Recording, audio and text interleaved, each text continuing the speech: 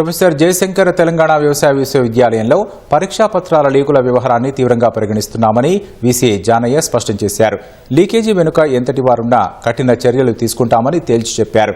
వ్యవసాయ శాఖలో ఏఈఓలుగా పనిచేస్తూ వ్యవసాయ యూనివర్సిటీలో ఇన్ సర్వీస్ కోటాలో 3వ ఏడాది బీఎస్సీ అగ్రికల్చర్ చదువుతున్న 35 మంది అభ్యర్థులు ప్రశ్నాపత్రాలు లీకు చేస్తున్నట్లు గుర్తించారు. లీక్ చేసి పరీక్షా పత్రాలను వాట్సాప్ గ్రూపుల్లో ఇతర వ్యవసాయ కళాశాలల విద్యార్థులకు పంపుతున్నట్లు తేల్చారు. ఈ వ్యవహారంలో పెద్ద ఎత్తున డబ్బులు చేతులు మారిందని తేల్చారు.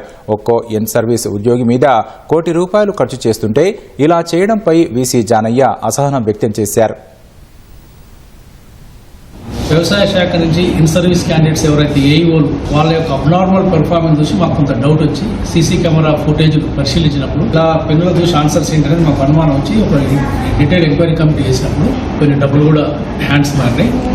ఇదంతా మాకు ఎక్కడ వచ్చిందంటే దీనికి కారణం అంతా వరంగల్ అని చెప్పారు. ఒక పర్మనెంట్ క్లర్క్ సహకారంతో ఫోటోలు తీసి నాకు పంపిస్తుంటే నేను మిగతా ఇన్ సర్వీస్ వాళ్ళ వరకే అది కూడా పంపించి దానికి ఇంటర్గా మనీ ట్రాన్సాక్షన్ అంతా ఆ అకౌంట్ గూగుల్ పే ద్వారానే ఫోన్ కూడా మేము హ్యాండ్ అవుట్ చేసుకున్నాం. ఒక్క ఇన్ సర్వీస్ క్యాండిడేట్ మీద విశ్వవిద్యాలయం ఒక 50 లక్షలు, వ్యవసాయ శాఖ ఒక 40 లక్షలు, సుమారు ₹1 కోటి ఖర్చు పెడుతుంది ఆల్రెడీ పనిచేస్తున్న ఏఈఓ మీద.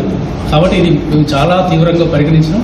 ఇమీడియట్ గా ఆ 35 మందిని యూనివర్సిటీలో అడ్మిషన్స్ క్యాన్సిల్ చేసి వ్యవసాయ శాఖ డిపార్టెడ్ చేసి వ్యవసాయ శాఖ వారి మీద ఎలాంటి చర్యలు తీసుకుంటో మనం వేచి చూడాలి. ఒక నాణ్యమైన మానవ వనరులు ఉంటేనే అభివృద్ధిని మనం ఇంత ప్రాధాన్యత ఇస్తున్న ఈ నేపథ్యంలో ఇలాంటి చర్యలు మేము ఎట్టి పరిస్థితుల్లో ఉపేక్షించాం.